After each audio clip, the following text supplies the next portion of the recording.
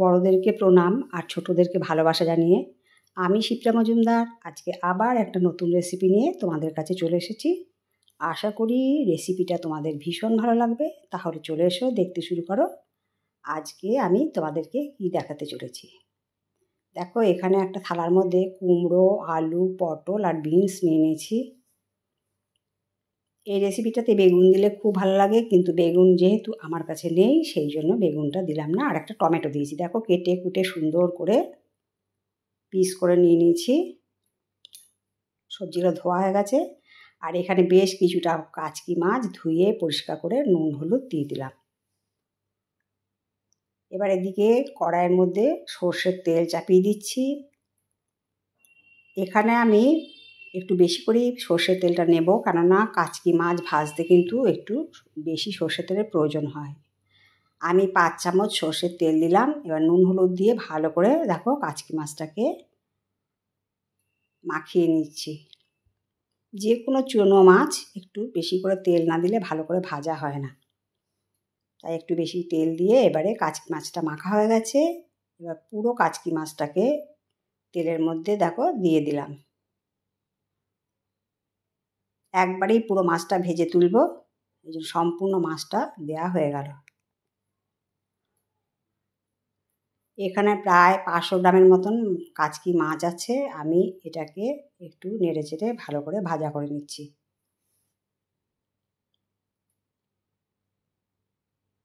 কাচকি মাছ কিন্তু আমরা কাঁচাও রান্না করি। আমার চ্যানেলের মধ্যে একটা ভিডিও দিয়েছিলাম হাতে মাখা কাচকি মাছ কাঁচা, সেটা তোমরা ইচ্ছা করলে দেখে নিতে পারো। আজকে আমি কাচকি মাছটা সম্পূর্ণ ভাজা অবস্থায় রান্না করব। দেখো, অপর পিঠ উল্টে দিয়েছি, উল্টে দিয়ে এবার চারদিকে একটু ছড়িয়ে দিচ্ছি। দেখো, এইরকম করে ঝুরঝুরে করে ভেজে নিয়েছি। সমস্ত তেলটা আমার ভাজা হয়ে গেছে। কাচকি মাছটা কত ঝরঝরে হয়েছে দেখতে পাচ্ছ। এইরকম করে ভেজে নিলে কিন্তু খেতে ভীষণ ভালো লাগে। এবারে কাচকি মাছটাকে একটা বাটির মধ্যে সম্পূর্ণটা নামিয়ে নেব।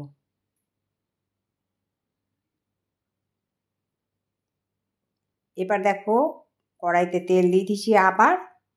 তারপরে একটুখানি কালো জিরে ফোড়ন দিলাম। তারপরে গোটা 4-5 কাঁচা লঙ্কা দিয়ে দিলাম। একটু ঝাল ঝাল করে করব। এই চুনো মাছের ঝাল বলো বা চচ্চড়ি যাই করি না কেন, সেটা কিন্তু একটু ঝাল ঝাল হলে ভালো লাগে। আর একটা বড় সাইজের পেঁয়াজ আমি কুচো করে নিয়েছিলাম, এটাকে আমি দিয়ে দিলাম। এবার ভালো করে নাড়িয়ে চাড়িয়ে এটাকে বেশ লালচে করে ভেজে নেব। এর মধ্যে কিন্তু আদা রসুন আজকে আর দেবো না। এবার লবণ আর হলুদ দিয়ে দিলাম। তোমরা ইচ্ছা করলে আদা রসুনের পেস্টটাও দিয়ে দিতে পারো। এবারে ওপর নিচ সুন্দর করে নাড়িয়ে চাড়িয়ে ভেজে নেব। দেখো, ভাজাটা যখন এরকম হলো, তারপরে আমি আলুগুলোকে প্রথমে দিয়ে দিলাম। কেন সব সবজির মধ্যে আলুটা একটু দেরি লাগে ভাজতে, সেই জন্য আগে আলুটা দিয়ে দিলাম। বেশ কিছুক্ষণ একটু লালচে করে ভাজার পরে দিয়ে দিলাম পটল,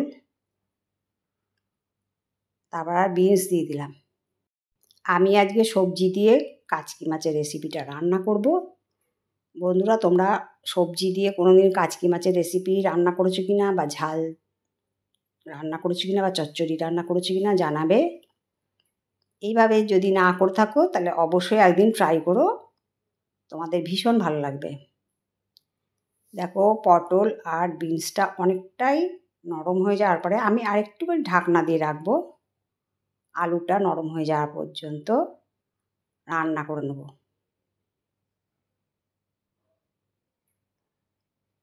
এরপর দেখো দিয়ে দিচ্ছি কুমড়ো।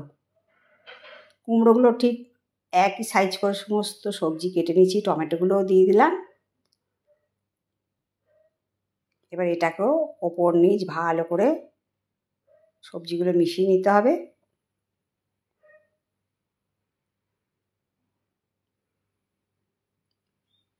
সম্পূর্ণ আমি ঢাকা চাপা দিয়ে রান্নাটা করে নেব।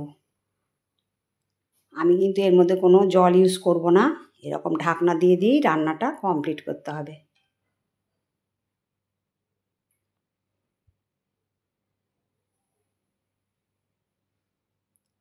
বেশ নরম হয়ে এসছে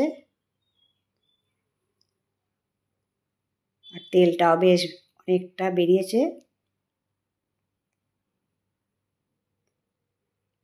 এরপরে আমি দিয়ে দিলাম 1 চামচ জিরের গুঁড়ো।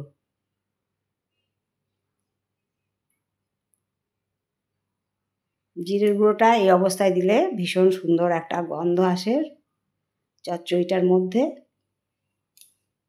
এইভাবে জিরের সাথে সমস্ত সবজিটাকে মিশিয়ে নিলাম। তারপরে আবার একটা ঢাকনা দিয়ে দিলাম। কিছুক্ষণ ঢাকনা খুলে আমি দিয়ে দিলাম লাল লঙ্কার গুঁড়ো, এটা খুব ঝাল, আর একটুখানি দিলাম কাশ্মীরি লাল লঙ্কার গুঁড়ো, এটা একটু শুধু কালারটা সুন্দর হওয়ার জন্য দিলাম। চচ্চড়ি বা ঝাল যেহেতু একটু ঝাল ঝাল করে করতে হয়, সেই জন্য একটু লঙ্কাটাকে বেশি দেওয়া হলো। এইভাবে রান্না করতে করতে দেখবে সুন্দর মজে যাবে।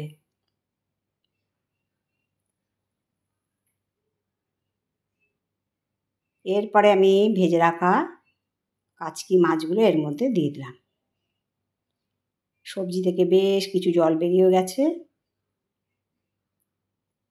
এই সবজি থেকে যে জল বেরিয়েছে এটা দিয়ে সম্পূর্ণ কাচকি মাছের চচ্চড়িটা দিয়ে রান্না করে নেব।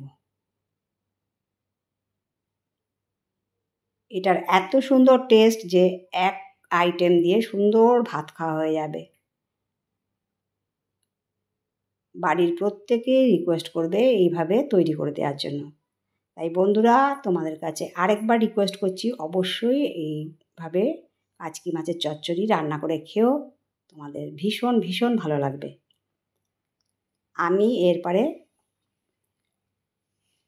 সামান্য একটুখানি জল দিয়ে দেবো। জলটা যেহেতু একদম টেনে গেছে, তাই একটুখানি জল না দিলে হবে না, সেই জন্য একটুখানি জল দিয়ে দিলাম। এটা কিন্তু আমি মাখামাখাই করব।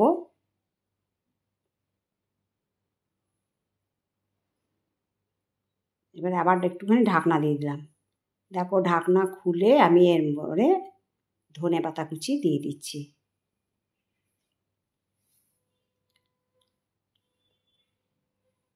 রান্নাটা প্রায় শেষ পর্যায়ে হয়ে এসছে।